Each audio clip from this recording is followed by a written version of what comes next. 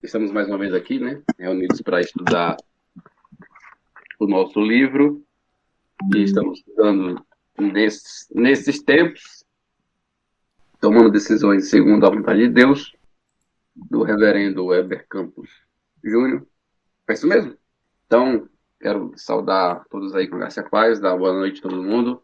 Aqui pela ordem que aparece aqui na minha tela. Boa noite, Gi. Boa noite, graça e paz. Emerson, boa noite, Emerson. Emerson está ouvindo?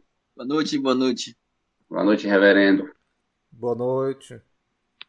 Boa noite, Nath. Boa noite, irmãos.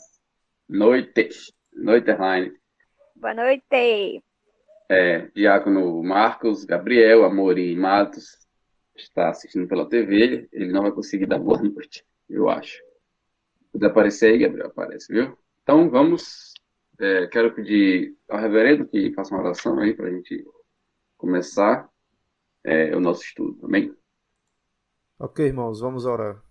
Senhor, nós te bendizemos por mais um dia de vida, louvado, exaltado, santificado seja o teu nome, pelo que já pudemos cumprir nesse dia, os afazeres, também esse momento aqui, que podemos nos alegrar em juntos estudarmos sobre a tua palavra, temas que estamos aqui conversando sobre a tua vontade revelada na Escritura, os teus planos também, que o Senhor se agradou revelar.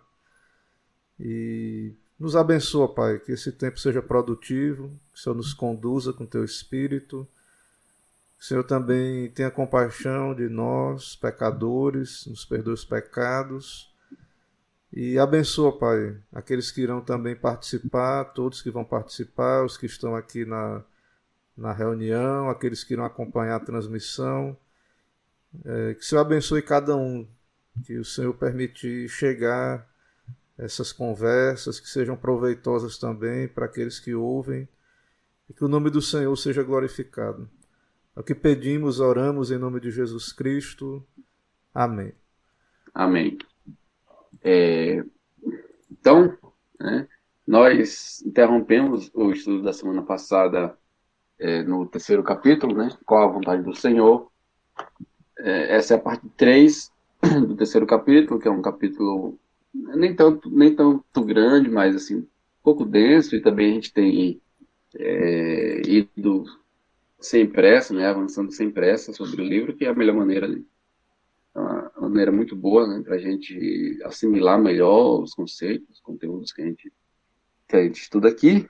E nós paramos lá na página 53, né? Quando o autor vai começar a falar sobre vontade secreta versus vontade revelada. Nós já demos até uma pincelada na, na semana passada, conversamos um pouco sobre isso, mas assim, é agora, né, finalmente, que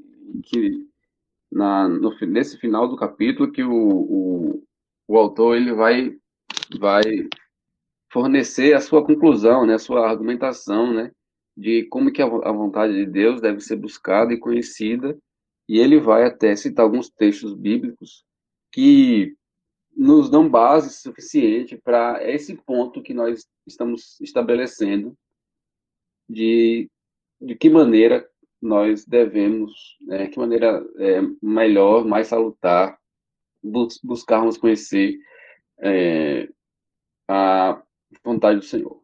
Porque, assim, se, se de um certo modo a gente tem julgado assim, de maneira mais crítica essa posição de que não é bom nós buscarmos conhecer a vontade de Deus através de meios extra-bíblicos e que nós afirmamos ou sustentamos categoricamente que a vontade que o Senhor quer que conheçamos já foi revelada e é somente essa. Então nós precisamos fundamentar bem essa nossa ideia, a fim de que nós possamos defender, né, essa ideia e poder melhor contra-argumentar, né, contra aquelas posições menos saudáveis. É isso que o autor vai fazer aqui nesse final de capítulo. Ele vai falar um pouco de como que os teólogos não tão modernos, né, um pouco mais antigos, separavam a vontade de Deus em duas, como sendo uma secreta e uma revelada, que é um pouco diferente daquilo do conceito moderno de vontade decretiva e vontade perceptiva, mas é bem semelhante, né? E então, a primeira coisa que eu queria fazer aqui, né, sem muitas delongas, é a gente fazer uma breve leitura aqui dos primeiros parágrafos e nós vamos abrir o texto bíblico de Deuteronômio 29, logo em seguida, né? Então leiamos aqui o que diz o... Deus, eu gostaria só de pedir a palavra um pouco, né? Só um instante. Por a questão de... Você tá conseguindo me ouvir bem? Sim, Questão de a gente situar onde é que a gente está nesse momento, né? A questão do capítulo como um geral, daquilo que ele descreveu para nós como o que é a vontade preceptiva, o que é a vontade decretiva, né? Eu acho que seria bom a gente começar aqui com uma pequena definição aí, né, desses dois conceitos aí, que é o que que é o que vai se encaixar aqui no nesse tópico. Essa semana, a sua irmã Jayala, ela falou que ela não estava muito inteirada no assunto e tal, porque ela ainda não aprendeu a fazer a distinção, né?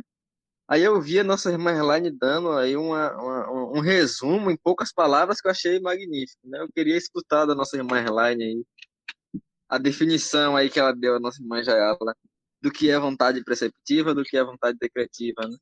Só a título de introdução mesmo. tá todo mundo afiado já É, nesses termos? Então vai lá, manda vai brasa. lá, irmã Elaine, dá aí a sua palhinha.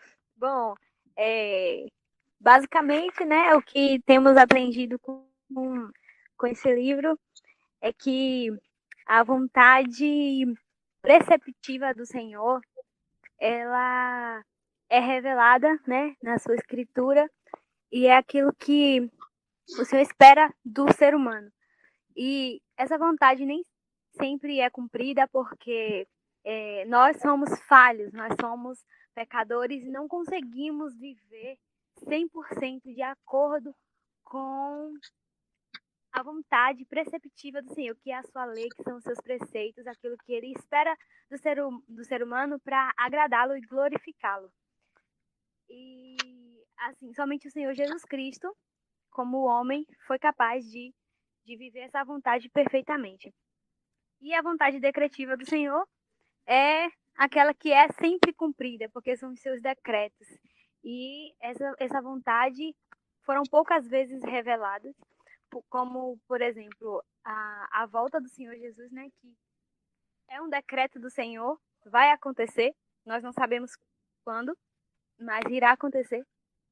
E é a vontade que nós não devemos viver buscando, viver com ânsias de descobrir, porque isso acaba nos causando ansiedades e entra num campo em que Deus não nos permitiu entrar, né? Que é saber a sua vontade decretiva, os seus decretos e aquilo que ele tem preparado para cada um de nós. Amém. Então, Isso aí. tendo sido dadas as devidas introduções, né, as introduções no assunto, né? Então nós vamos estar aí, o assunto que a gente vai tratar hoje, né, está inserido aí nesses dois grandes assuntos aí da vontade preceptiva e da vontade decretiva de Deus, amém? Pode reassumir aí, Exato. Matheus, a leitura. Então vamos lá, né? Sem muita delonga. A maioria dos livros teológicos contemporâneos, Página 53, né? Vontade secreta versus vontade revelada. A maioria dos livros teológicos contemporâneos falam da vontade preceptiva e da vontade decretiva. Ponderam sobre a direção como uma terceira via, como uma possível terceira vontade. Mas há outra distinção que não é comum nos livros modernos sobre a vontade de Deus, mas que ajuda bastante a reforçar o ponto que estamos trabalhando: vontade secreta versus vontade revelada. Essa distinção, como aos teólogos do passado, é semelhante à distinção anterior, mas não é idêntica. A vontade secreta diz respeito aos decretos de Deus, mas, como já vimos, Deus revelou alguns de seus decretos. O importante é destacar que a vontade secreta não compete a nós conhecer. Tudo o que Deus queria que nós soubéssemos, os preceitos de vida, Ele nos revelou em Sua palavra. Desejar conhecer o que está além da Bíblia é dizer que ela não é suficiente para guiar nossas vidas. Pouco antes de o povo entrar na Terra Prometida, ao concluir sua revisão de toda a lei de Deus revelada a Israel, Moisés escreveu: As coisas encobertas pertencem ao Senhor, nosso Deus, porém as reveladas nos pertencem a nós e a nossos filhos, para sempre, para que cumpramos todas as palavras desta lei. Moisés proíbe, Deuteronômio 29:29. Moisés proíbe o povo de, curiosamente, prescrutar os desígnios secretos de Deus e dizer qualquer coisa acerca deles. Por outro lado, temos que conhecer e fazer conhecido aquilo que foi revelado para a nossa conduta, preceito. Então, né, observe que o Weber, né, ele vai apresentar uma definição semelhante de vontade preceptiva e vontade decretiva, né, só que ele aqui ele já fala que não é a mesma coisa, não é idêntico, só que de fato é bem parecida, né? Ele vai distinguir, né, é o que os teólogos mais antigos distinguiam entre vontade secreta e vontade revelada. Uma, o Senhor nos revelou, né, evidentemente, né, através da sua lei, através da Escritura, através da sua revelação especial, e outra vontade que é oculta, que é secreta, que a nós não foi revelada. E aí ele vai trazer o argumento de que essa vontade secreta, oculta, que o Senhor não quis revelar, é uma vontade que nós não devemos buscar conhecer, né? Seja por quais meios que for. E ele usa um texto da Escritura muito contundente. Observe que a argumentação é bem amarrada, né? Ele vai lá para o texto que nós lemos aqui, de Deuteronômio 29, e que, né, Moisés, né, depois de já ter cumprido todo ali o seu ministério de profeta e passado anos caminhando com o povo de Deus no deserto, ele faz uma revisão dos mandamentos, né, lá no livro de Deuteronômio, e ele vai dar alguns conselhos, algumas orientações ao povo. E uma dessas é esta aqui, que está no verso 29 do capítulo 29, e é que as coisas que o Senhor não intentou revelar, não foi do seu conselho que nós soubéssemos, não são coisas que nós não devemos buscar conhecer, porque não nos pertence, mas pertence ao Senhor e o seu conselho. Mas a nós foi revelada uma lei, uma palavra, que é o nosso dever, não só de buscar conhecer, nos aprofundar nela, mas de instruir os nossos filhos e os filhos dos nossos filhos, de geração em geração, para sempre, né, para que cumpramos a palavra dessa lei. Então, essa é a argumentação que ele introduz aqui, de que, sim, nós podemos categoricamente afirmar que Deus não quer que nós busquemos conhecer a sua vontade por qualquer outros meios, e isso a Escritura deixa muito claro. Deixa muito claro. Então, o que é que, na prática, isso vai influenciar em nossas vidas, né? É que nós, a partir de agora, vamos abandonar essa perspectiva supersticiosa de tentar saber, buscar as coisas do futuro, aquilo que vai nos acontecer, ou buscar meios para fazer isso, dar, ou dar importância a coisas alheias que não são a palavra de Deus. Por exemplo, sonhos, né? Muita gente trata sonho com como uma coisa assim, tive um sonho hoje e eu tô com medo, ou eu tô assustado, não sei o que e tal. Como que confunde, né, uma coisa que é um processo natural, biológico, psicológico, com a vontade de Deus, né? Então, assim, essa é uma maneira supersticiosa de lidar com a fé e com o Senhor. E é o que o Senhor está nos aconselhando a não fazer e não buscarmos outros meios para conhecer. E aqui no texto a gente vai tratar de outras coisas que o Senhor nos proíbe de fazer, né? Mas é basicamente isso, né?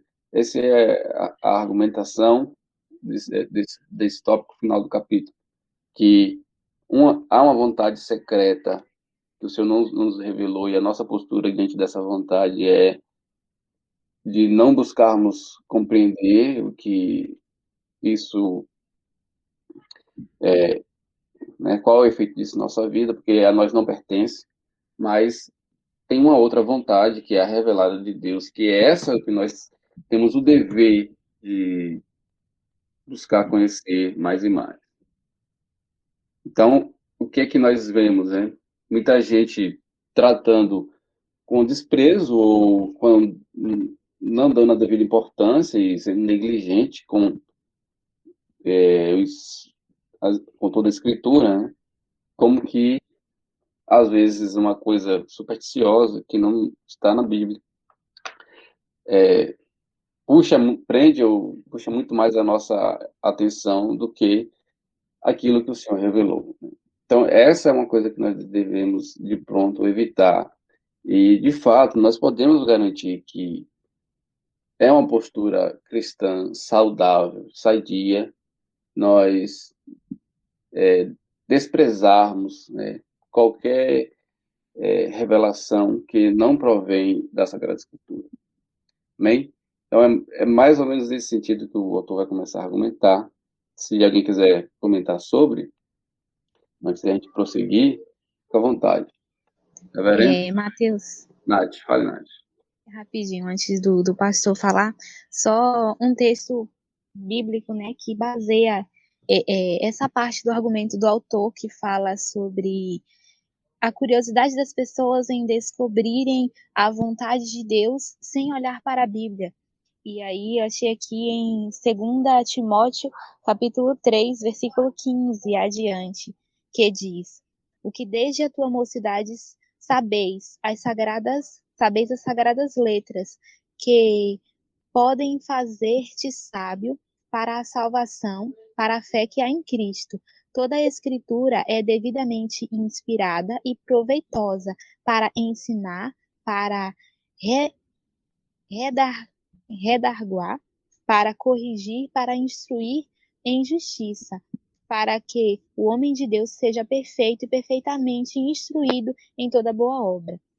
E aí que nós podemos tirar disso, né? Que se a palavra de Deus ela é a nossa regra de fé e prática, então toda a instrução para a nossa prática, toda a instrução para a nossa fé está revelada na Escritura. E aí as diferenças entre a vontade secreta e a vontade revelada. A vontade revelada, pelo menos assim, o que o autor vai dizer basicamente, é que a vontade revelada ela está mais ligada aí à vontade perceptiva de Deus, porque ele revelou a sua vontade. Mas os decretos de Deus estariam ligados à vontade secreta, mais à vontade revelada, porque o Senhor, ele, por sua bondade, revelou alguns de seus decretos. Então seria isso, basicamente, o texto que basearia a opinião do É autor sobre isso. exatamente isso, assim, que é isso mesmo. Ele vai falar que são semelhantes, mas por pequenos detalhes tem alguma diferença, a gente não pode afirmar, né? Um desses detalhes é que há decretos que não são conhecidos, né? Como já foi falado aqui. E, Exatamente. e assim, outra coisa que é importante a gente falar, assim, o que Moisés tá fazendo aqui, está falando para o povo, né? Ele está dizendo, olha, a revelação que eu lhe trouxe vem do Senhor e essa nos pertence, né? O que é que ele está dizendo? Que a revelação é suficiente, né? E não é necessário nós busquemos outros meios, porque esses meios já são suficientes para nos ajudar na conduta enquanto servos do Senhor neste mundo, né?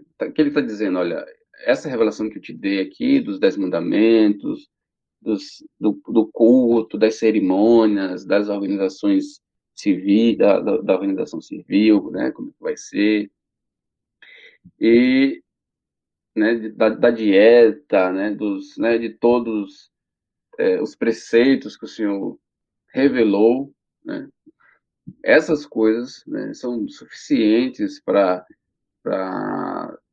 que o hebreu, né, vivesse uma vida piedosa e que agradasse ao Senhor, e não seria necessário, por dificuldades que fossem haver, que eles é, é, buscassem outros meios. Também é bom a gente lembrar de que até então não havia um fechamento do cano, né? E o Senhor, além da sua revelação geral que ele tinha dado ali, não, a sua revelação especial, né? Tinha dado ali através de Moisés, a sua lei, os mandamentos e tal. O Senhor ainda continuou falando com o seu povo por meio dos profetas, né? E por meio daqueles que o Senhor levantou, os juízes e tal, para arrebanhar, para conduzir o povo ali. Só que o Senhor, na própria lei de Moisés, vai advertir muitas vezes de que os hebreus não deveriam consultar outros deuses, deuses estranhos, consultar os mortos, consultar os espíritos, né, coisas que eram expressamente proibidas, né, porque ali naquela revelação há a suficiência, né. Além de que, ao longo da história, o Senhor foi revelando ali mais coisas, né, através de Davi, através, né, dos profetas. Só que é o que a gente vê na Escritura sempre, né, é que o Senhor é suficiente, né, e os seus mandamentos são suficientes, a sua revelação é suficiente, e é sempre não aconselhável, né, que nós busquemos modos outros de conhecer sobre a pena de estarmos pecando contra Deus, né, porque não estamos dando devido crédito à sua palavra, e sobre a pena também de entrarmos em embaraços, né, em dificuldades desnecessárias por conta de, de convicções equivocadas, né, acerca do Senhor, né. Alguém pode falar mais alguma coisa aí? O reverendo, Emerson, Nath, Erline, Marcos Gabriel, Boni Matos. Marcos Gabriel tá sem condição de. Não tá sem microfone, ele só pode. É que nem Zacarias lá. Só pode falar escrevendo o texto.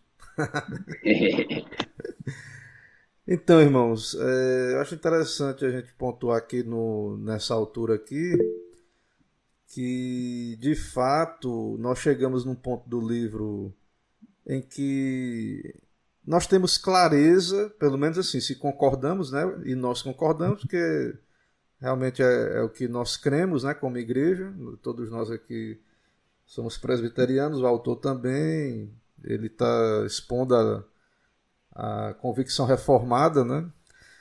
A fé reformada aí. Então nós chegamos num ponto que a gente concorda que não é para o crente ficar esperando uma espécie de horóscopo, que Deus vai mandar um horóscopo gospel, né? Sobre para nos dirigir, né? Algo desse tipo. Ele que usa essa palavra, né? Mas para chegar nesse ponto, vejo quanto a gente caminhou e como nós entendemos que a profecia cumpriu já o seu propósito, os dons revelacionais, que Deus já nos deu a palavra suficiente na Escritura completa. Então, assim, nós chegamos até aqui a esse entendimento através de uma caminhada teológica. Claro que quem produz a convicção de que isso que estamos conversando aqui é a verdade da Escritura é o Espírito Santo. Quando olhamos para a Bíblia e vemos que as coisas são assim mesmo. E o Espírito é quem nos capacita, né, também a discernir essas coisas. Então, o que acontece é que por que não é tão fácil para todos no meio cristão, no meio evangélico, chegar a esse ponto? Porque há um preconceito, ele diz aí no capítulo, há um preconceito contra a teologia sistemática, a teologia como se não fosse algo prático, ou como se não fosse da vontade de Deus. Então há uma doutrina que não é a vontade de Deus que você estude teologia, ou que você busque entender estas coisas, como a gente está fazendo, por meio do estudo, da dedicação. Claro que precisamos da bênção de Deus, né, nos nossos estudos, para que a gente tenha uma reação piedosa. E o que ele diz aí é que os teólogos reformados, tanto da Reforma quanto os posteriores, os puritanos, eram homens que eram apegados à Bíblia, à teologia e à prática da piedade. Eram homens que buscavam realmente viver a sua fé. E nós podemos testificar isso lendo a história desses homens, que não eram homens que ficavam buscando revelação, pelo contrário, a Reforma bateu de frente com o movimento anabatista, os reformistas radicais, que advogavam a luz interior, novas revelações, e esses irmãos aí reformados, eles se manteram firmes na convicção da suficiência das Escrituras e fizeram grandes coisas pelo reino de Deus, viveram vidas dignas, né, do Evangelho, deixaram um excelente exemplo para nós de boas decisões sábias. Então a gente vê, por exemplo, na vida de Calvino, e vários desses lá, Calvino tinha um temperamento de querer ficar estudando literatura, não querer entrar em controvérsia, não querer ir ser pastor em Genebra. E aí Deus colocou no caminho dele o Farel, né, o Guilherme Farel, que o confrontou, né? E de certo modo disse: olha, esse teu caminho aí não vai ser abençoado, não. Que Deus amaldiçoou os teus estudos porque você não está usando os seus dons, né, para a glória de Deus. E ele percebeu, de alguma maneira, na providência de Deus, Deus usou esse amigo, né, ali do período, e ele percebeu que era a vontade de Deus que ele ficasse lá. Embora depois ele foi expulso, e depois ele percebeu de novo, depois lá na frente ele foi para Estrasburgo, ficou 3 anos lá, em Estrasburgo, muito tranquilo, anos muito bons, junto com outros reformados lá. Mas chegou a hora depois dele voltar e ele finalmente voltou, né?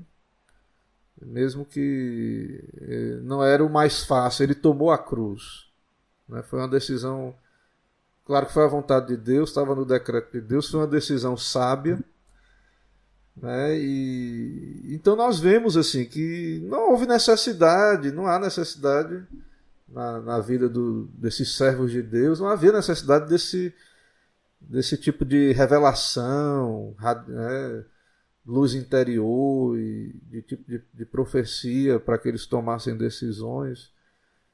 E nós temos então na nossa herança reformada esse legado aí. A gente pode observar a vida desses servos de Deus, né, que viveram pela fé e deram um bom testemunho. Então essa teologia que a gente chegou nela aqui, ela tem base bíblica, tem base teológica, é prática, ela foi aplicada na vida de pessoas, né? Temos bons frutos dessa aplicação e temos bons motivos para seguir esse padrão, esse conselho, e é por isso que a gente está estudando, né? Para tentar melhorar nosso grau com a ajuda de Deus, aí ser mais sábios e nos conduzir melhor, né, na nossa vida, nas nossas decisões. Então eu queria pontuar isso aqui desse momento, né, que a gente chegou. Então a gente tem que se despir desse preconceito contra a doutrina, dessa doutrina que não devemos nos dedicar à Bíblia, ou à teologia, ou à doutrina. Então a gente tem que primeiro, né? Então aqui, você que está ouvindo aí, participando, se você não é de uma igreja reformada, presbiteriana, você está numa igreja evangélica de modo geral, e você tem que refletir, né, nessas coisas, para que você chegue à mesma conclusão que nós chegamos. É necessário a obra do Espírito, a palavra, com a palavra, mas também é necessário que você se desperte para buscar compreender a vontade do Senhor, que é o que ele vai seguir, que eu vou passar a palavra para vocês aí, que ele vai seguir. Tem uma seção aí, né, procurar e compreender qual a vontade do Senhor. Ele vai para os textos bíblicos e etc.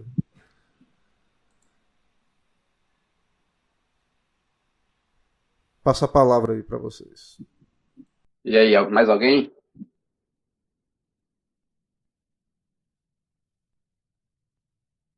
Se alguém quiser falar aí, enquanto eu abro aqui o texto de Tiago 4,14, se alguém quiser falar alguma coisa, vai falando. Bom, é como o pastor estava falando, né, sobre a gente não buscar a vontade de Deus como se fosse um horóscopo. Então, aí eu me lembrei de um certo comentário que eu vi em algum lugar pela internet, que algumas pessoas, como nós temos focado aqui, né, dizendo que a vontade do Senhor, a vontade preceptiva do Senhor, a vontade revelada do Senhor está na sua palavra, também há a forma certa, né, a forma correta de buscar essa vontade. E há muitas pessoas que utilizam-se da Bíblia assim, qual é o versículo que o Senhor quer falar comigo hoje?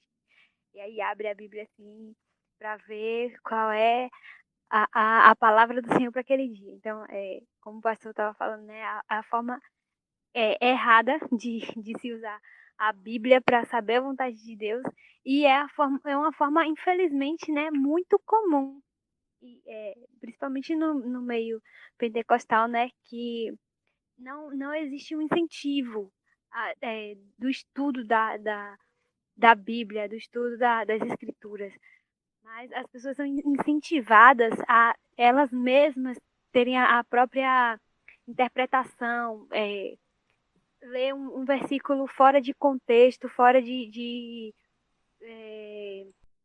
totalmente assim desconexo, e trazer aquilo com um significado totalmente diferente para sua vida, e aí tomar certas atitudes e depois dizer que foi a vontade do Senhor. E aí a gente fala, né? Não, mas a vontade do Senhor não é assim. A vontade do Senhor tá na Bíblia. Ela fala, não, mas foi na Bíblia que eu vi.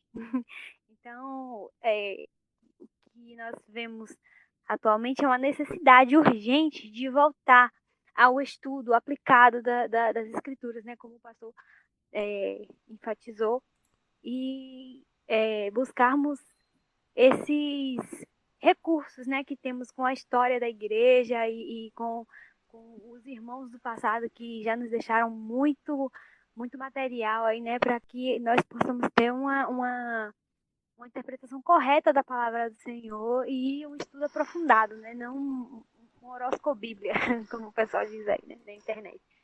Vamos ver o versículo de Oi, hoje. Marlane. Só antes de Mateus ler o verso aí, só para a gente considerar, né, o que acontece, irmãos. Eu estou fazendo uma leitura aí, que até eu recomendo os irmãos, tem um livro gratuito aí de história da igreja, que na verdade são biografias.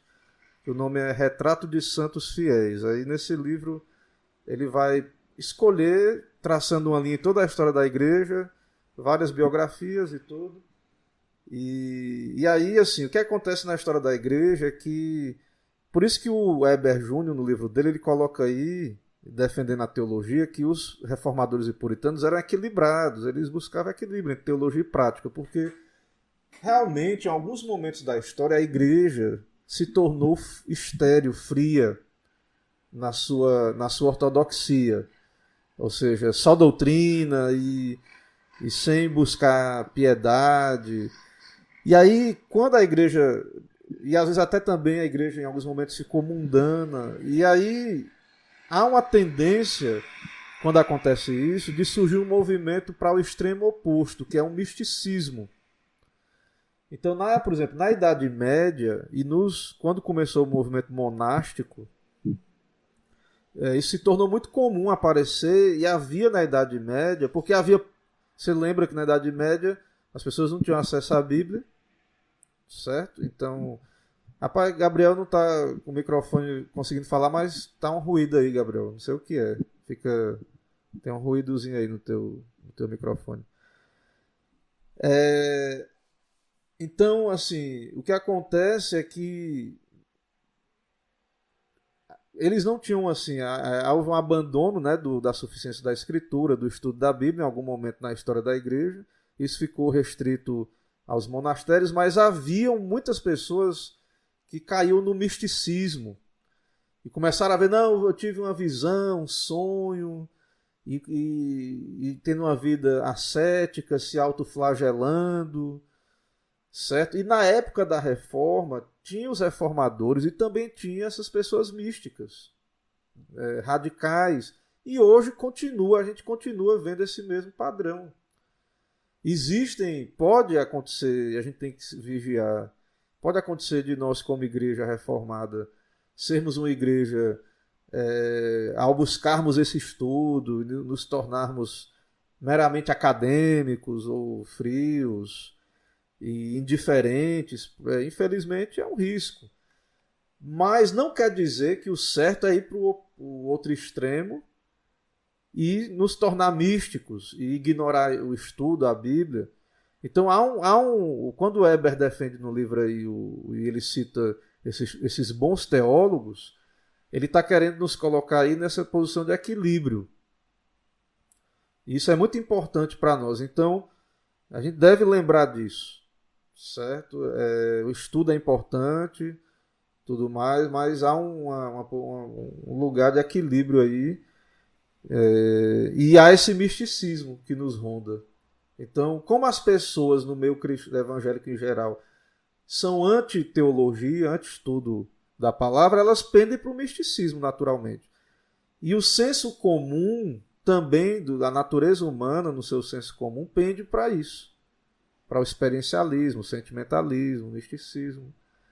Né? E então, naturalmente, as pessoas acabam rejeitando o estudo da palavra. E é por isso que é difícil, às vezes, muita gente abraçar a fé reformada, a reforma. Porque elas têm preconceitos, né? Elas não têm suspeitas contra a suficiência das escrituras, acham que teologia mata, a letra mata, né? Vai esfriar, vai ficar na carne, né? Ser carnal. Então a gente tem que ter todo esse cuidado aí. Ok, vou passar para Mateus aí para ele ler e nos levar aí adiante no estudo. Amém. Em vez de eu ler o parágrafo, eu quero ler aqui todo o texto de Tiago 4, do verso, deixa eu ver, do verso 13 ao verso 17, porque nos dá uma melhor ideia, né, do contexto. Tiago 4, do 13 a 17. Atendei agora, vós que dizeis, hoje ou amanhã iremos para a cidade tal, texto, e lá passaremos um ano e negociaremos, teremos lucros. Vós não sabeis o que sucederá amanhã. Que é a vossa vida? Sois apenas como neblina que aparece por instante e logo se dissipa. Em vez disso, devias dizer: se o Senhor quiser, não só viveremos, como também faremos isto ou aquilo. Agora, entretanto, vos jactais das vossas arrogâncias, das vossas arrogantes pretensões. Toda a jactância semelhante a essa é maligna. Portanto, aquele que sabe que deve fazer o bem e não faz, isso está pecando. Esse texto, né, o Weber vai citar aqui como que há planos em Deus que nos é oculto, né, principalmente quando diz respeito ao futuro, né, e nos deveria levar a uma posição de humildade, de que nós, de fato, não somos coisa alguma e faremos isso ou aquilo se o Senhor permitir, ou seja, se for da sua vontade, se for do seu decreto, se for do seu conselho. Aí ele comenta aqui, né? Tiago falou sobre coisas que nós sabemos que estão escondidas de nós, mas nem sempre atentamos a isso. Atendei agora a voz que dizeis, hoje ou amanhã iremos para tal cidade, lá passaremos um ano e negociaremos e teremos lucro. Vós não sabeis o que sucederá amanhã, que é a vossa vida. Sois apenas como neblina que aparece e logo se dissipa. Tiago está se referindo aos decretos de Deus sobre nossas vidas, que não nos são conhecidos. Logo após ele escrever, vós não sabeis o que sucederá amanhã, ele não diz, mas procurem saber. Não. Nós sabemos que é conhecido, que é desconhecido e é para ficar desconhecido. Que aqui o Weber está ensinando aqui, né, através desse texto, de que isso tá no decreto de Deus e não é a nossa posição buscarmos saber. E o próprio texto vai falar que essa pretensão, né, essa arrogância é maligna de que nós queremos ter plena certeza do que vai suceder e de como nós vamos nos posicionar diante disso, como que essa pretensão, né, é uma presunção que não procede de Deus. E então é nesse sentido que nós deveríamos, né, adotar uma posição de humildade, de que, olha, não sei, porque o Senhor conhece o seu decreto, conhece a sua vontade, né? No entanto, também não deveria buscar saber, né? Para mim é suficiente saber que o que o Senhor vai fazer é bom, né? E nós deveríamos lhe dar a devida glória por isso, né? Então, isso vai nos mostrar como que esse texto se refere aos decretos de Deus, né? E que não é a nossa posição, né? Não deveria ser de buscarmos conhecer ou agir de maneira presunçosa, né? Como se o amanhã já nos pertencesse, já fosse nosso. Então, basicamente isso, né? E tem mais dois textos que ele vai citar aqui mais à frente, que é o texto de Romanos 11, 33, 34 e Atos 1 e 7, Atos capítulo 1, verso 7 e Marcos 13, 32, que são outros textos que vão falar também de decretos do Senhor, né? Do seu conselho. Mas, para a gente não se delongar muito, não nos delongarmos muito, eu vou avançar um pouco aqui na leitura, porque senão a gente demora um pouco para terminar, para finalizar o capítulo, né? Então, essa vontade é insondável, Romanos 11, 33, 34, é aquele texto do que o apóstolo vai falar, né? De quão insondáveis, né? Os juízos de Deus, tão inescrutáveis, né? As profundas riquezas da sabedoria e do conhecimento de Deus. Esse texto de Romanos, que essas coisas são inacessíveis, que não pertencem a nós. Há coisas que Deus não nos permite conhecer. A Bíblia proíbe procurarmos saber o amanhã através de meios pagãos, cartomantes, adivinhos, astrologia, etc. Mas também não promete dar-nos conhecimento dos mesmos através de meios cristãos, sonhos, falar ao nosso coração e etc. Ou seja, essa posição bem subjetiva, né, de que, olha, o Senhor falou isto comigo, e isso a gente deve abordar de maneira muito cautelosa, né, porque é um pouco perigoso, né, você proceder dessa maneira, né, falando que está dizendo tal coisa porque Deus te falou particularmente, ou está fazendo tal coisa porque Deus te ordenou fazer particularmente. Isso é uma coisa que não provém não tem base bíblica, né? Não tem fundamento na escritura. No entanto, é muito comum a gente ver isso, e até eu já vi isso, a gente vê isso aos montes, né? Até nas músicas gospel a gente vê isso aí, pessoal falando, Deus mandou dizer isso ou aquilo e tal, citando até o nome de Deus em vão, e é uma coisa perigosa e que deve ser evitada. Não devemos buscar o que Deus não intentou revelar. Fazê-lo é agir como os descrentes, inquietos por conhecer o amanhã. Exemplo, o horóscopo, né, que já foi citado aqui. A lógica de muitos crentes é defeituosa. Eles pensam assim: se Deus tem um plano, ele quer que eu descubra. Veja o nível do raciocínio, né, da argumentação. Se Deus tem um plano, ele quer que eu descubra. É como é que a gente chega a essa conclusão? Eu sei de uma coisa, não é por meio da escritura. Vamos lá, veja como Bruce Waltke e Jerry McGregor respondem a essa expectativa. O simples fato de Deus ter um plano não significa que ele obrigatoriamente tenha intenção de compartilhar esse plano com você. De fato, a mensagem do livro de Jó, em parte, é que Deus, em sua soberania, pode permitir que coisas terríveis lhe aconteçam e talvez você nunca saiba o motivo.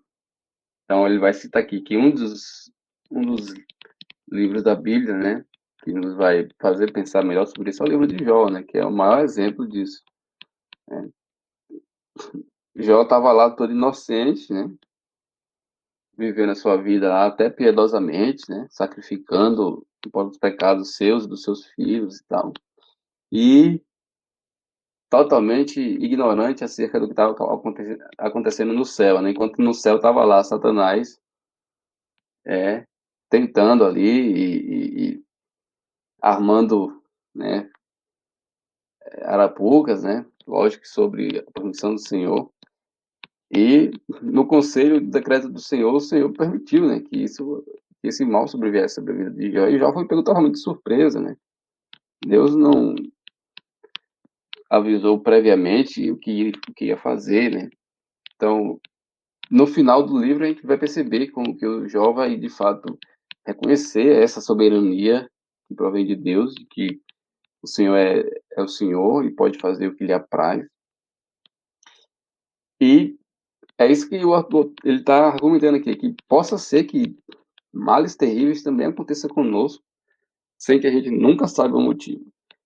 Né? A gente sabe que o sofrimento, né, cristão, as dificuldades da vida cristã e tal, sempre, apesar de nós não entendermos como ou porquê, mas nós podemos confiar nisso, porque é o que a Escritura nos diz, que isso vai nos aperfeiçoar, né?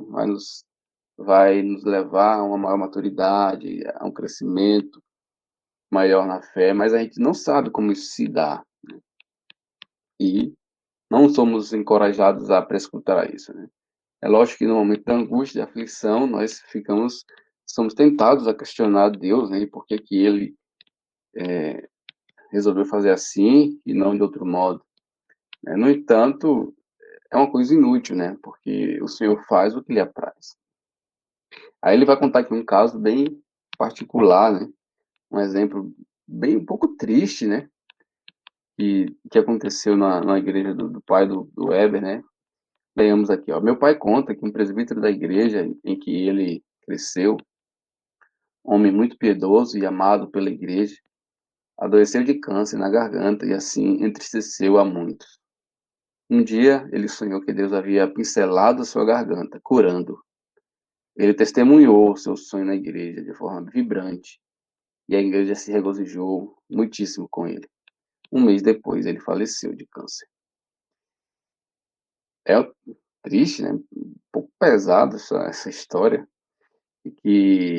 mas é a história de muitos, né? Como que nós, na nossa fraqueza e na nossa ignorância, né, somos tentados a ter falsas expectativas acerca de nós, ou acerca do futuro, de como Deus fará isso ou aquilo. Nós não sabemos. Né? Possa ser que, de fato, amanhã nós não estejamos aqui, o Senhor intentou outra coisa. Não conhecemos o conselho do Senhor, o decreto de Deus. O que nós podemos pensar é que o Senhor é bom, e aquilo que Ele faz é bom. No entanto, isso não significa que nós não estejamos livres de males. Né? Esse homem, presbítero da igreja, piedoso, muito querido, certo dia adoeceu, teve câncer, acreditou que seria curado, mas morreu, ainda assim. Como que nós não estamos livres desses sofrimentos, em que pese nós sejamos tentados sempre, né, a tentar escaparmos dele e buscar meios para que esses sofrimentos não nos alcancem. Só que todo esse esforço é inútil, porque nós não estamos no lugar do Senhor para conhecer o seu decreto, né, os seus desígnios. Alguém quer falar alguma coisa? Mateus, logo mais à frente, né, o autor comentando sobre este triste fato, né, do presbítero da igreja, o autor comenta que muitas vezes nós podemos ser enganados por nós mesmos ao pensar que nós sabemos, no caso, a vontade de Deus. E pensando, comentando aqui com as meninas, pensando, né, que nós sempre tentamos estar, tipo assim, saber o que vai acontecer. Nós tentamos estar no controle do que vai acontecer. E isso aconteceu também com Jó. Os amigos dele, quando viram a situação de Jó, logo deram um motivo para aquilo. Falou, Jó, você está em pecado. E um motivo para aquilo. E sendo enganado por nós mesmos, como, tipo, se eu quero muito uma coisa, aí eu, consequentemente, vou pensar muito naquilo e provavelmente vou sonhar com aquilo. E no outro dia eu vou dizer que aquela ali é a resposta de Deus para aquilo. Não, eu estou me enganando. Em uma certa pregação, o reverendo Augusto Nicodemos, estava comentando sobre os sonhos. E ele estava falando, né, que os sonhos são coisas da nossa cabeça. São coisas que nós vemos, coisas que nós desejamos, e que nós não podemos colocar essas coisas como vontade de Deus.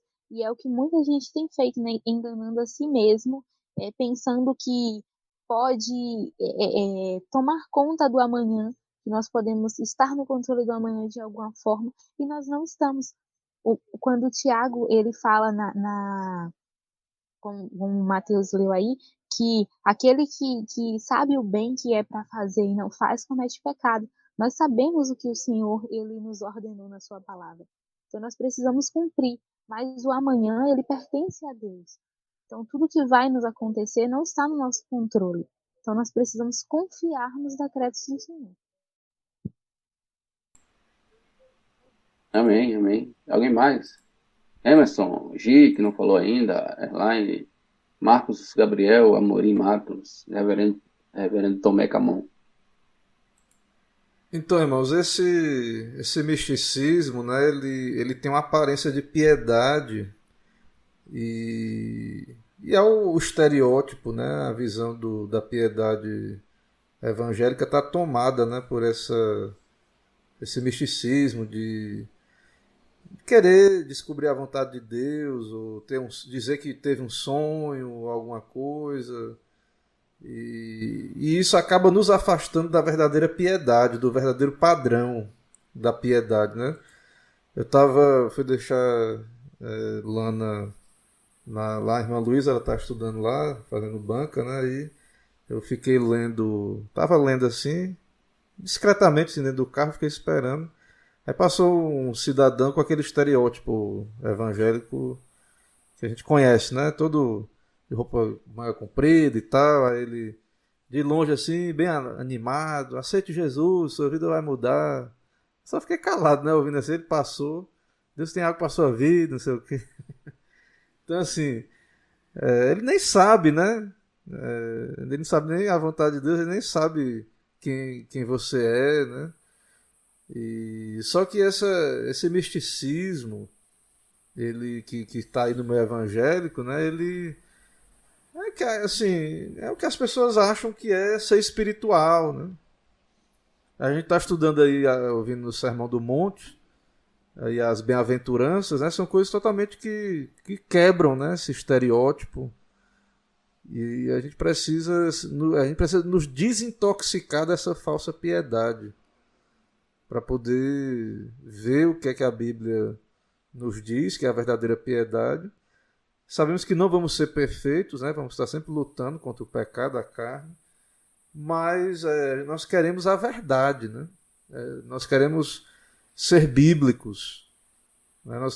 Nós queremos nos afastar de todo tipo de ensino, ou prática, ou tradição, ou comportamento que não seja segundo a verdade, né, bíblica em Cristo Jesus. Né? Então, é por isso que a gente está aqui, né, conversando e tudo. Então é difícil por causa desse padrão de piedade aí forçado.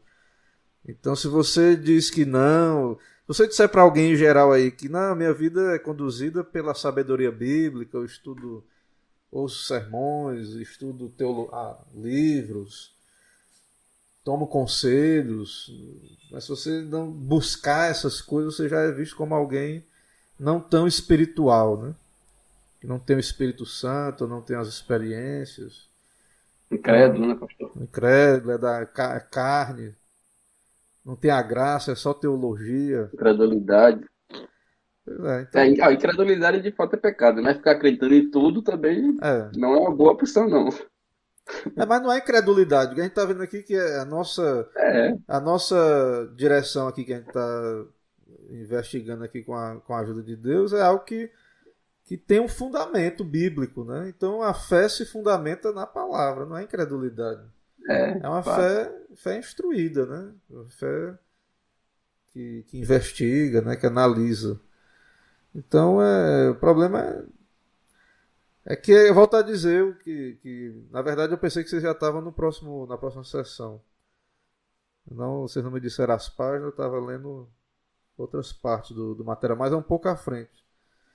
Então a questão que a gente deve continuar nas próximas edições aí falando disso, né? A questão é esse preconceito mesmo. Então assim, é difícil, né? Você ser um evangélico no sentido histórico, um reformado, para o que é ser evangélico hoje, você é alguém não espiritual, não piedoso, que não crê nessas coisas, que não tem essa vã credulidade. Ou seja, a gente não vai ter um estereótipo que seja agradável ao que se espera, né? Então a gente vai acabar sendo... E ninguém gosta do diferente, né? As pessoas não gostam do que é diferente. Quando você quebra padrões, quando você não se comporta segundo as expectativas, isso não agrada. Né? As pessoas não gostam. Então, esse é um desafio nosso, né? Como crentes bíblicos, presbiterianos, reformados, de fundamentar, saber o que nós cremos, para poder a gente não ceder no que não deve ser cedido. Né? Então a gente tem que ter uma posição firme, mas também ter humildade, saber que a gente tem que andar quebrantado, buscando sempre mais graça de Deus, mais sabedoria. Mas é um desafio, né? Um desafio muito grande, porque é ir na contramão do que todo mundo está fazendo. Isso. Assim, essa posição não como o pastor falou, não é incredulidade, porque vão, vez ou outra, nos acusar de que assim, nós não acreditamos que Deus fala, ou que o Espírito Santo fala conosco, ou tal. Mas essa não é a verdade, né? Não é que nós não cremos que o Senhor não fale, que o Espírito Santo não fala conosco. Não é isso. É que nós não cremos que o Senhor fale por outros meios que não os autorizados pela Escritura. Que é justamente a própria palavra de Deus, a própria Escritura. Né? E esse é o meio pelo qual o Senhor fala e deu a sua revelação. E o Espírito Santo fala também conosco, nos iluminando, né? Revelando a nós o Evangelho e dando melhor entendimento dando clareza sobre aquilo que está escrito. Porque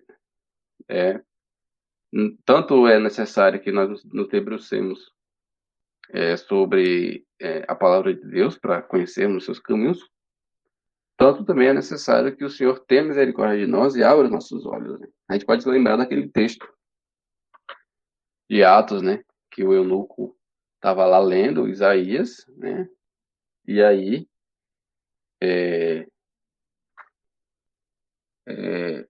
foi quem, pastor? Foi Tito? Foi lá falar com ele? Não lembro. Foi Tiago, não sei. Não lembro o discípulo, o apóstolo que foi falar com ele, que teve até um milagre ali ele foi meio que transportado lá para Se eu não me engano, foi Filipe o Evangelista que Felipe. Foi foi lá. Felipe, né? Isso. E aí ele vai redarguir o eunuco, vai falar, você está entendendo o que você lê, né? Entende o que lês? Então, não só é necessário esse debruçamento sobre a Escritura, como se nós devemos também pedir graça a Deus que Ele nos instrua por meio do Espírito, porque sem a relação do Espírito, vai ser aquilo que o pastor já falou aí, vai ser letra morta, né? Vai ser apenas academicismo, né? Vale lembrar que a gente tem, né, tá, muitos teólogos aí, teólogos liberais ou até ateus, que são teólogos, conhecem profundamente as doutrinas, a escritura e tal, não sei o quê, mas não creem naquilo, sabe? Porque falta alguma coisa, né? Conhece muito mais do que nós conhecemos, conhece os conceitos, entende, mas o seu entendimento está ali fechado. Então, por isso que nós não aceitamos essa posição de que nós não cremos no Espírito Santo ou não cremos que o Espírito Santo fala. Cremos sim, evidentemente que cremos, mas, né, não dessa maneira como é feita aí, né, de maneira totalmente não sábia, né. Então, assim, vamos avançar aqui. Eu vou pular aqui para o próximo parágrafo. Essa história me ensinou que às vezes desejamos que certas coisas sejam os planos de Deus para nossas vidas, quando na verdade não são. Podemos ser enganados por nós mesmos a pensar que sabemos as portas que o Senhor irá nos abrir, de fato, quando de fato Ele nunca intentou revelar-nos. Mas por que Ele não nos mostra os seus planos para nossas vidas? Ele não quer que vivamos por vista? Ele não quer que vivamos por vista, mas por fé. A vontade é revelada, por outro lado, para que nós a conheçamos bem as suas diretrizes de vida, não são escondidas de nós. Deus espera que o obedeçamos, mas Ele regula como deve ser o nosso caminhar. A maravilha está em saber que a vontade revelada abrange não só a lei, mas também o Evangelho. Isto é, Deus não só não Deus não revela só o que Ele quer de nós, preceitos, mas também o que Ele quer para nós, promessas. Então, é isso, né? Essa é a posição, né, nossa, de que a revelação do Senhor está na Escritura, né? Não só a lei, mas também o Evangelho, não só o preceito, aquilo que o Senhor requer de nós, na nossa, na, nas nossas ações, na nossa posição diante dele, mas também aquilo que ele nos promete, né? Que é o Evangelho, que é a salvação, que é estar com ele para sempre. Então, isso já nos é suficiente. Alguém quer falar alguma coisa? Estamos caminhando para o final. Posso avançar, não? Ei, Matheus, vários caminhos filosóficos aí, né? Como o gnosticismo, eles sempre diziam do conhecimento oculto, né? Que, ó, tem um conhecimento aqui, mas você não tem como saber. Mas isso aqui, não dá para saber tudo. E sempre tinha alguma parte escondida, né? Então acho que a ênfase desse parágrafo que você leu é saber isso, né? Que tudo é para todos, né, na igreja. Não tem nada a gente que estuda teologia, que é teólogo, os pastores, uma boa teologia, uma teologia saudável, não vai ter nada que eu não possa. Tudo que eu tomo ali me beneficia, tudo que vem da palavra também vai beneficiar o povo. Entendeu? Não tem essa. Nada que a gente deve esconder, ou só os pastores saber. Né? Então isso é importante aí, eu acho. Vão levando a cabo É, aí e eu preciso ir aqui socorrer ele, tá com o Nicolas, que eu acho que ela tá querendo que eu dê mingau. Faça um mingau aqui ligeiro, que eu já volto. Vai lá, segue o barco aí vocês. E aí, Emerson? É, Sim. falar vai lá, seu Matheus. Emerson vai falar? Não. Pode falar, meu bem. Só uma aplicação, né?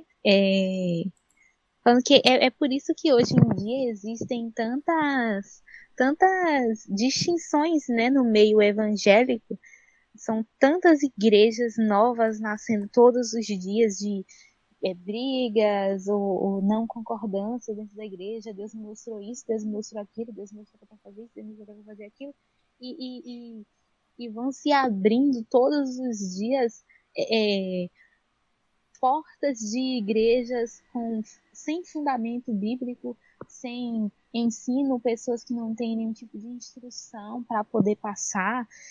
E só estão ali porque elas acreditam que, de alguma forma, Deus falou com elas para estarem ali conduzindo mais pessoas ao erro, conduzindo mais pessoas a praticarem o mesmo erro que ela ali, em não conhecer a Escritura, em não saber qual é a vontade de Deus. E é por isso que hoje em dia existem tantas igrejas vazias, cheias de pessoas e vazias de entendimento, vazias de pessoas que estão ali para buscar a palavra de Deus, buscar uma vida verdadeiramente piedosa diante do Senhor.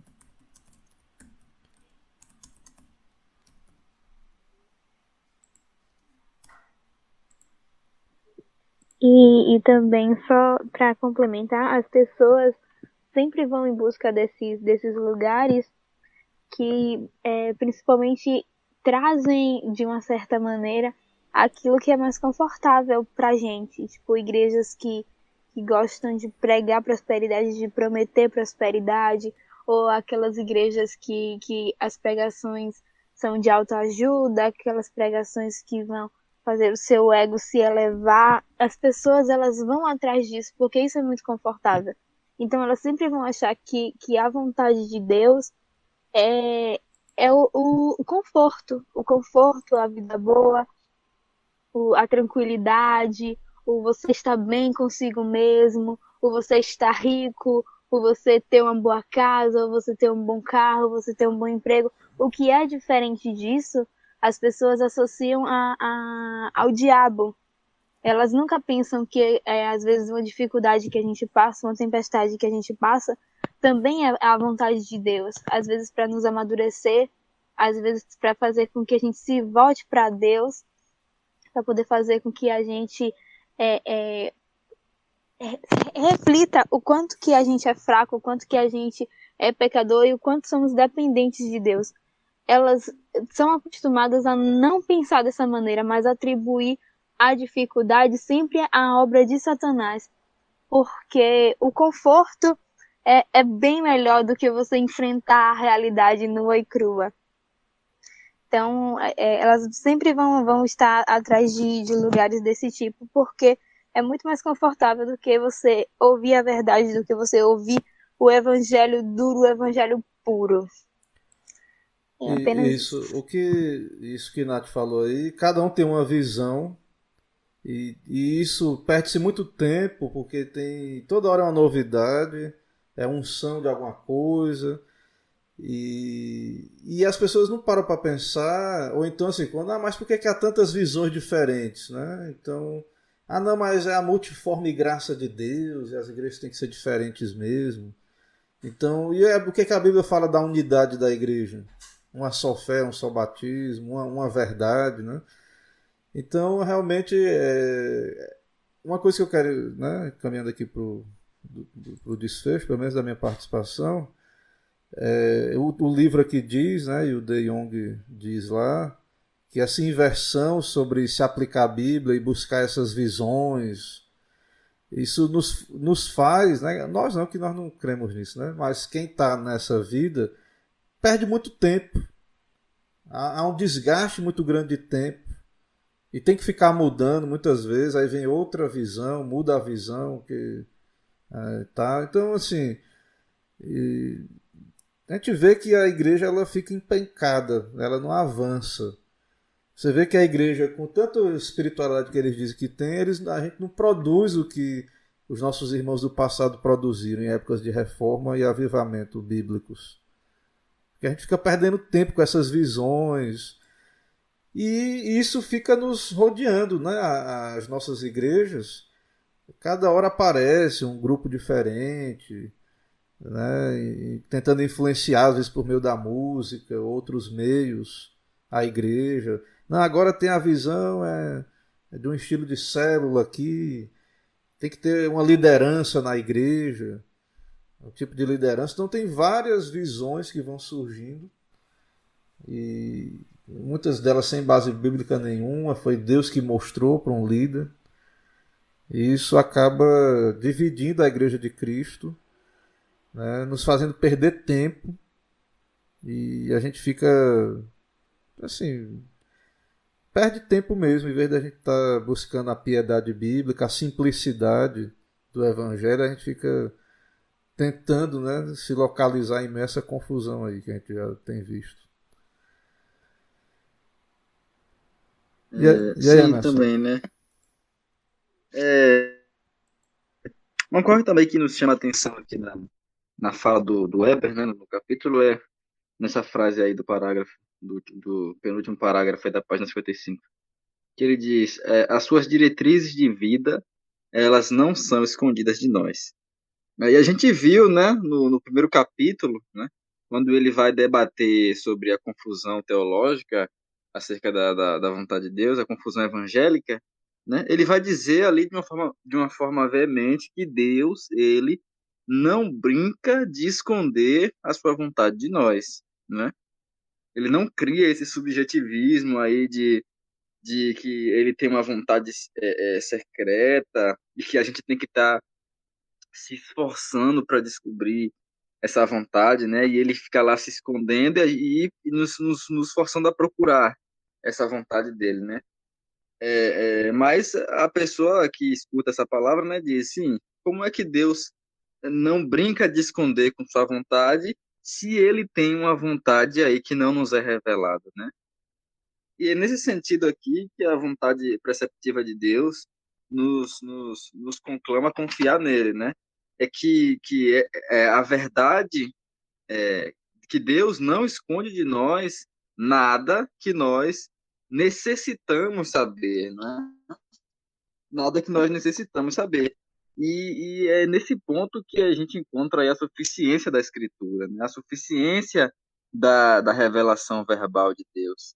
É que nessa revelação dada por Deus a nós na Escritura, ele nos revela tudo quanto necessitamos saber, tudo quanto precisamos saber para uma vida que agrade a ele, não é? Então, realmente, por esse aspecto, Deus não esconde nenhum aspecto da sua vontade de nós.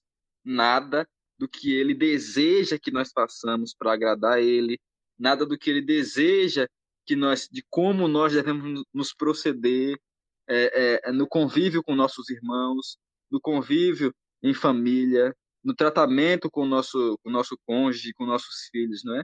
Não, Deus não brinca de esconder a sua vontade de nós, nesse sentido, né? De que tudo quanto nós precisamos saber, nós temos na Escritura, nós temos na sua revelação verbal, né? Então, é isso. Deus, ele não brinca de esconder realmente a sua vontade, o que ele requer de nós. Ele não esconde isso de nós, de forma alguma. Muito pelo contrário, ele nos revela perfeitamente. E esse vai ser o esforço do autor aí mais para baixo em nos mostrar que, já no final, né, do capítulo, que deve ser o nosso empenho buscar de forma diligente essa vontade revelada de Deus a nós, né? Aquilo que ele exige de nós, quais são seus preceitos, a sua vontade.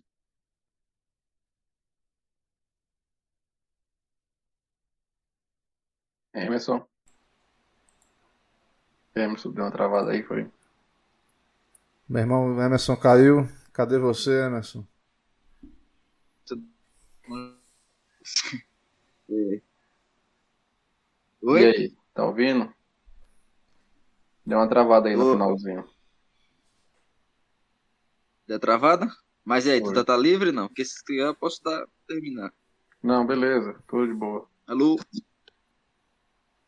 Tô de boa. Eu vou proceder só na leitura do, do verso. Você quer terminar? Vou terminar. É porque Leu. minha internet tá um pouco ruim, tá travando bastante. Vou ler até o final aqui e aí a gente encerra o capítulo. E aí vai para os últimos comentários. Vamos lá. Paulo deixa muito claro que o que Deus quer de nós está explícito. Ele ordena aos Efésios procurar e compreender qual a vontade do Senhor. Efésios 5,17. Se devemos procurar compreender, é porque essa vontade pode e deve ser conhecida. Aos Tessalonicenses, ele diz qual é essa vontade com todas as letras, pois esta é a vontade de Deus, a vossa santificação, que vos abstenhais da prostituição. 1 Tessalonicenses 4:3. A vontade revelada cabe a você conhecer. Procure conhecer o que Deus quer para a sua vida. Conheça bem a Escritura, para que você saiba aplicá-la para todas as áreas da sua vida. Esta vontade, Deus exige que eu conheça. Conhecer essa vontade evitará perguntas tolas do tipo: será que isso é pecado? Quem faz perguntas dessa natureza, será que é a vontade de Deus que eu proceda no namoro ou que eu me divorcie? Será que é a vontade de Deus que eu ame aquele meu inimigo? Será que Deus vai me perdoar se eu me juntar com o meu namorado? Demonstra desconhecimento da vontade revelada de Deus. Kevin Young faz uma aplicação que demonstra como temos invertido a ordem das coisas. Somos obcecados pelas coisas sobre as quais Deus não se manifestou e talvez nunca se manifeste ao mesmo tempo. Gastamos pouco tempo em todas as coisas que Deus já nos revelou na Bíblia. Não podemos sucumbir a esse desequilíbrio de se preocupar mais com o que Deus não tentou revelar do que com o que ele já revelou.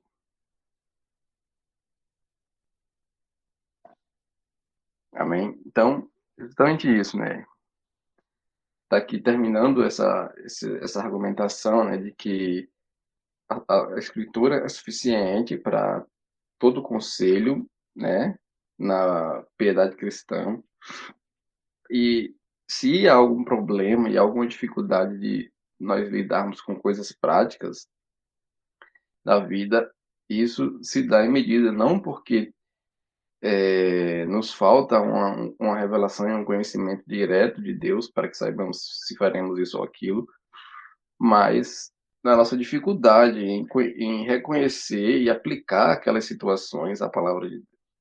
E esse deve ser o nosso dever, de procurar compreender qual a vontade do Senhor, né? No sentido de que ela já nos foi revelada, que basta agora que nós façamos é que nós nos debrucemos, né? No estudo, na meditação, na oração, para que dessa maneira possamos conhecer a vontade de Deus, que já está revelada. Então essa é a argumentação clara do autor nesse final de texto, nesse final do capítulo, né? Que ele dá aqui como fundamentos e como referências outros textos, né? Que é o de Efésios 5:17, né? E de 1 Tessalonicenses 4, verso 3. Então, é isso que nós devemos fazer. Então, e ele dá aqui no final do parágrafo, né, essa coisa de que se nós estamos perdendo tempo com perguntas tolas, né, de que será que Deus quer que faça isso ou aquilo, e que vai revelar muitas vezes uma dificuldade, né, do conhecimento da Escritura, né? Porque ele mostra aqui que essas perguntas, né, que são para quem tem um melhor entendimento da palavra de Deus, coisas claras, né? Outras pessoas vão ter dificuldade com essas coisas, justamente por lhe faltar melhor conhecimento daquilo que já foi da vontade de Deus revelada, né? E o Kevin de Jong vai fazer uma observação de que nós, de fato, temos a tendência e somos obcecados por nos apegar a coisas que o Senhor não revelou, né? E gastarmos tempo nessas coisas do que, né, gastarmos tempo naquilo que já está revelado, que nos seria muito mais útil se fizéssemos isso para uma vida prática melhor, né? Uma vida cristã, que melhor agradaria a Deus. Então, é o que nós devemos buscar, esse equilíbrio de uma posição que nós sim cremos que o Senhor fala, mas o Senhor fala por meio da sua escritura, né? Por meio do teu espírito, na instrução, no entendimento da palavra de Deus, né? E Como nós vamos nós devemos nos debruçar posicionar diante disso? sobre isso, né? E evitar perder tempo, né? Com questões sem proveito, né? Com genealogias intermináveis e questões sem proveito, né? Como o apóstolo Paulo fala, né? Então, é essa que é a posição do autor, né? De que nós devemos buscar conhecer de fato a vontade revelada de Deus que para nossas vidas, né? Que não é essa posição supersticiosa, mas é uma posição muito prática, né? Muito fácil de ser seguida, ainda que dê trabalho, né? Porque estudar a Bíblia é trabalhoso. É muito mais fácil você acordar de manhã e sortear uma página da Bíblia e meter o dedo lá num versículo e falar que o Senhor falou com você por conta daquilo ali, do que você, né? Abrir a Escritura com tempo, dedicar-se, estudar, ler bons livros. É mais difícil fazer isso, mas é o que é mais saudável, né? Se alguém quiser tecer seus comentários aí finais, tem a oportunidade.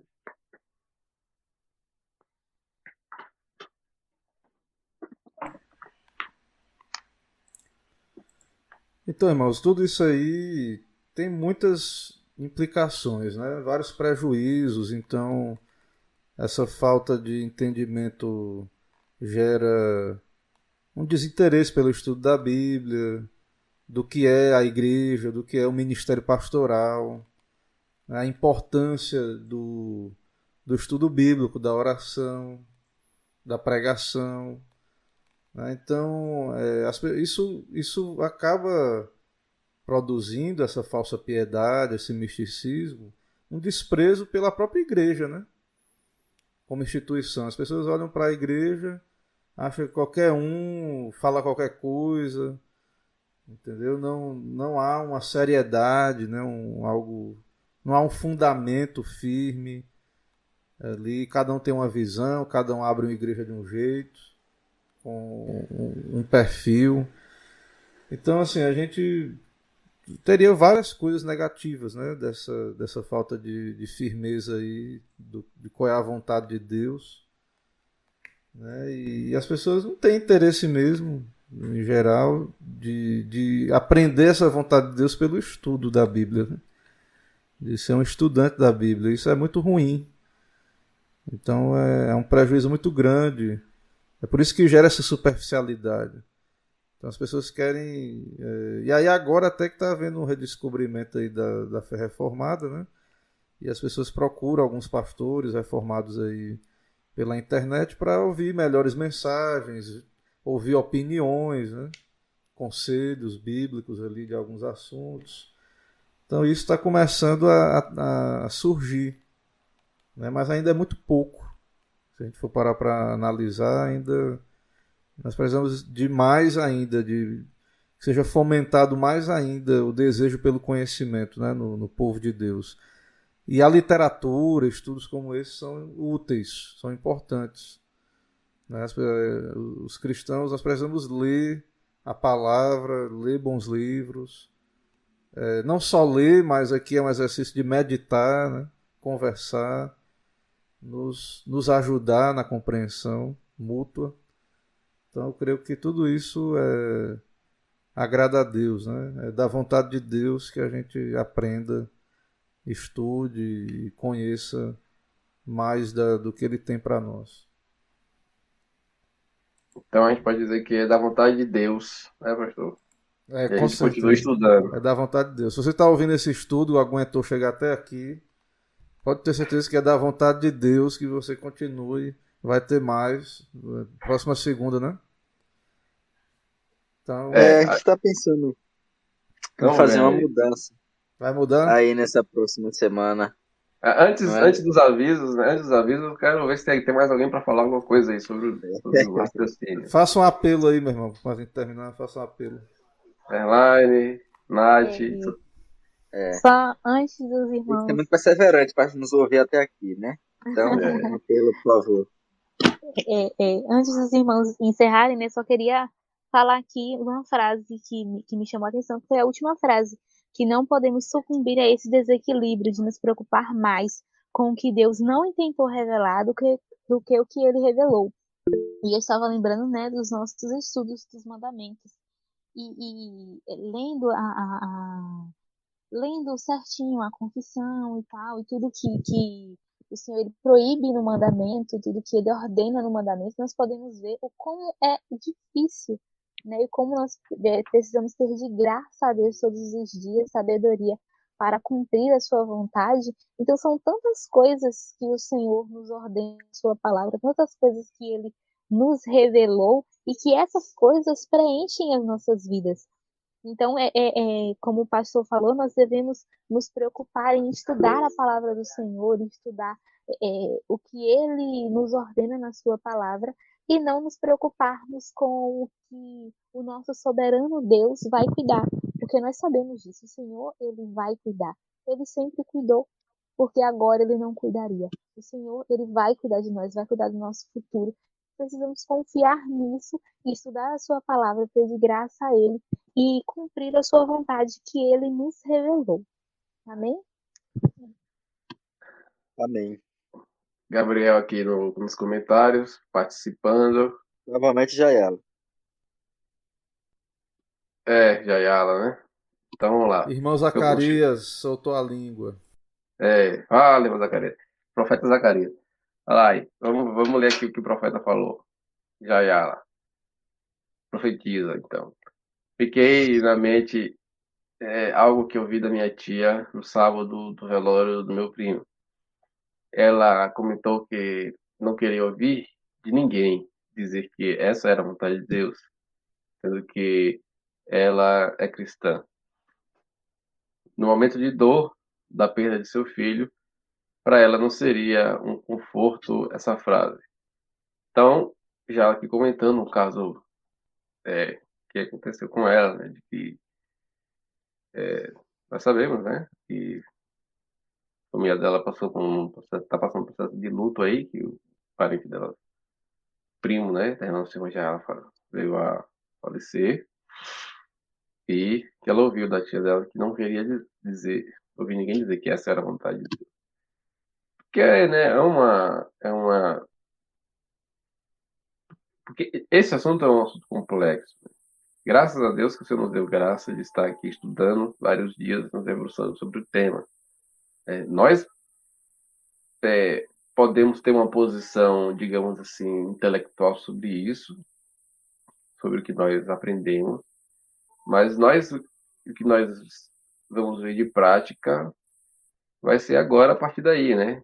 Como é que vai ser nossa posição, como é que nós vamos lidar com isso. Mas nós estudamos, certo? Nós agora vamos ver como é que essa coisa vai afetar a nossa, a nossa fé. Porque esse caso que aconteceu aqui, né, com a tia de Jai, é, é um sofrimento, uma coisa terrível, uma dificuldade tremenda.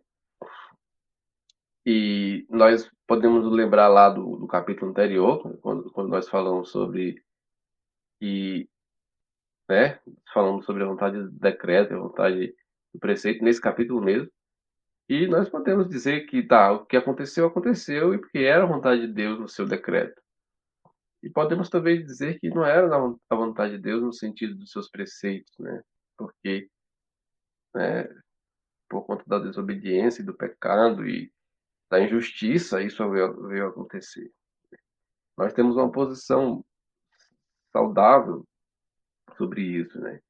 E nós entendemos que essas coisas não são contrárias, né? Não são contraditórias, E nós somos encorajados, né, a partir de agora, a lidar com essas dificuldades de uma maneira mais saudável, né, confiando no Senhor e não agindo mais de uma maneira mais tola, né? Só que nós não negamos que, que há que haja o sofrimento e haja essas dificuldades, que essas coisas são terríveis, em certo sentido, não agrada ao Senhor. No entanto, acontece por conta do seu decreto, por conta da sua vontade soberana, a qual nós não conhecemos e não somos encorajados a conhecer, né? Se alguém quiser falar mais, né, alguma coisa sobre, é isso aí.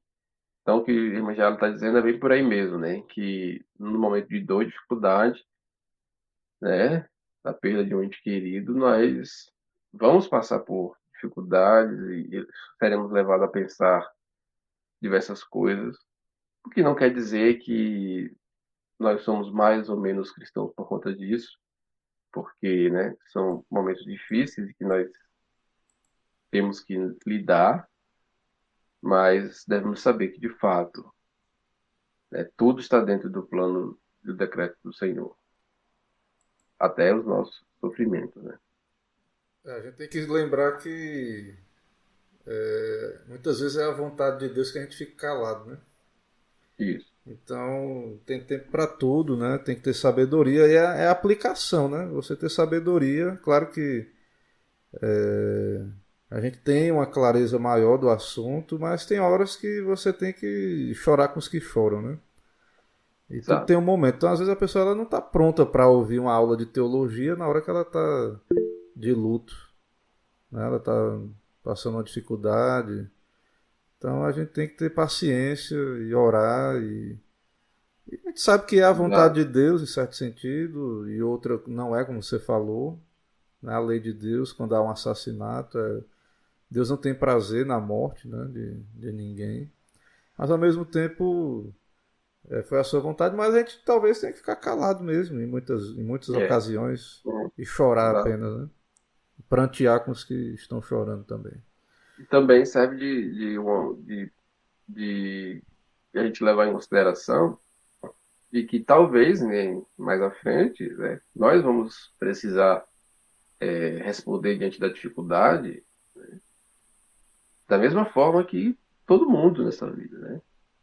Então, vai ter momentos que nós vamos precisar aceitar e lamentar, passar ali pelo sofrimento, pela dificuldade, Sim. pela provação.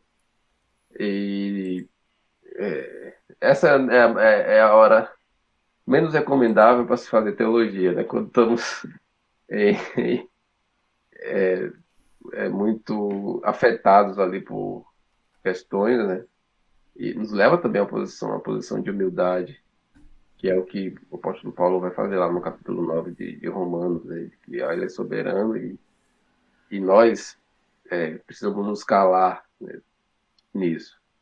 É o que aconteceu com Jó, um sofrimento terrível, que perdeu todos os seus entes queridos, né, e as suas riquezas, a sua prosperidade, e a sua saúde.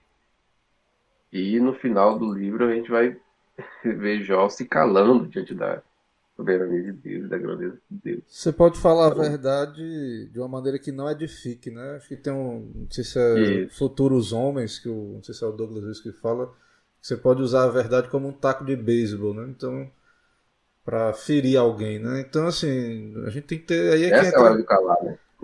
você tem que, aí é que entra a questão da sabedoria. Muita gente começa a estudar a fé reformada, aí começa a entender, eu entendi a soberania de Deus, eu entendi a expiação limitada, a justificação pela fé. Aí começa a querer empurrar de goela abaixo para todo mundo, confrontar as pessoas, né? Querer sempre falar, falar, falar.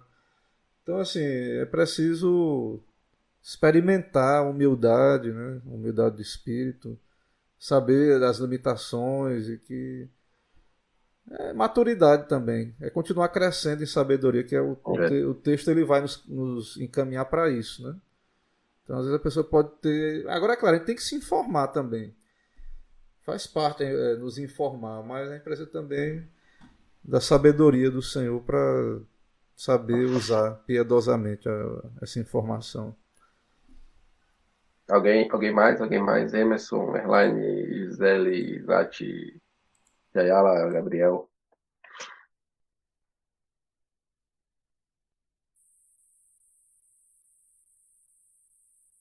O Grilo tá Não, cantando, não, eu tô ouvindo. Matheus. Pode dar continuidade. Então, vamos encerrar por aqui.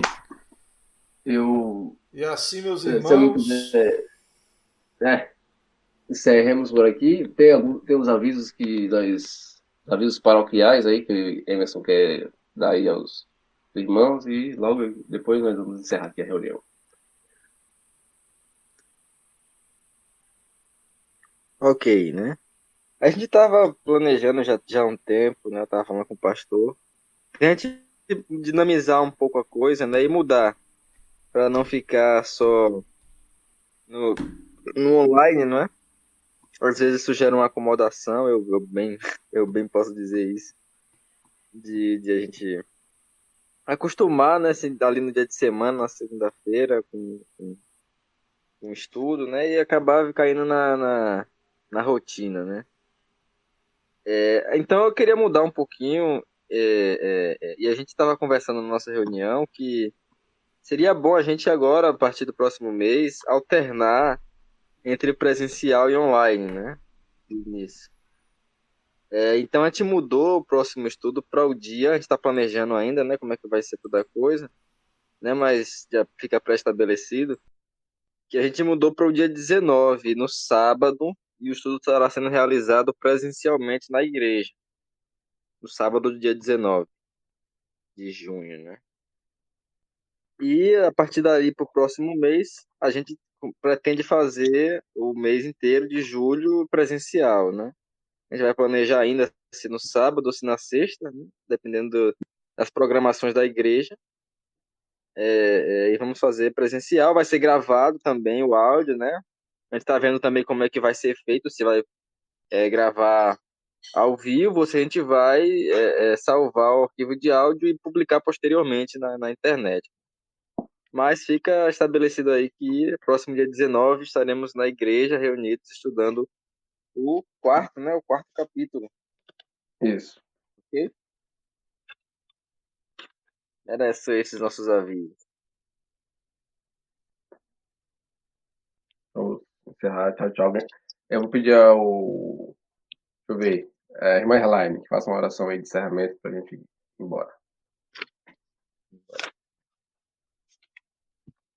Amém. Oremos. Senhor Deus, amado Pai, nós te louvamos, ó Deus, te agradecemos por tudo que o Senhor nos permitiu conhecer e abordar nessa noite.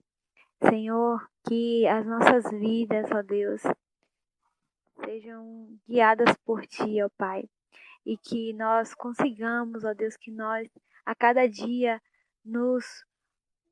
venhamos nos conformar, ó Deus, à imagem do Teu Santo Filho, Jesus Cristo, que a Tua vontade, ó Deus, revelada, seja o nosso prazer, ó Pai, que nós venhamos colocar em prática aquilo que o Senhor deseja de nós, ó Deus, que a Tua palavra esteja em nossos corações, ó Deus, em todo o tempo, e que as nossas vidas glorifiquem ao Teu santo nome, Pai. Que esse estudo não seja apenas para Uma vida um prática melhor, né? Uma conhecimento vida cristã. intelectual, ó Deus, mas que se transforme em obras e dê frutos para o Teu reino, Senhor. Continua, ó Deus, abençoando a cada um, ó Deus, que está acompanhando esse estudo. Continua nos capacitando, ó Deus, a estudar a Tua palavra, a descobrir mais e mais de Ti, ó Deus, dos Teus atributos, da Tua palavra, ó Deus, que é preciosíssima, ó Deus. Que nós venhamos glorificar a Ti apenas, Senhor. Tira de nós toda a vaidade, tira de nós todo orgulho, ó Deus. Tudo que nos faça pensar que somos algo, ó Deus, mas que nós venhamos a cada dia nos humilhar, Senhor, e ter em nossas mentes que tudo que nós temos, tudo que nós somos, é por causa da tua misericórdia, Senhor, por causa da tua graça. Que o Senhor nos abençoe, ó Deus. Abençoa a semana de cada um, Senhor. Que o teu nome seja glorificado em nossas vidas. É o que eu te peço, Senhor, em nome de Jesus Cristo, e desde já te agradecemos. Amém. Amém, amém. Amém, irmãos. Boa noite. Boa noite. Tchau, tchau. Até mais. Boa noite, irmãos. Tchau, tchau, meus irmãos. Boa noite.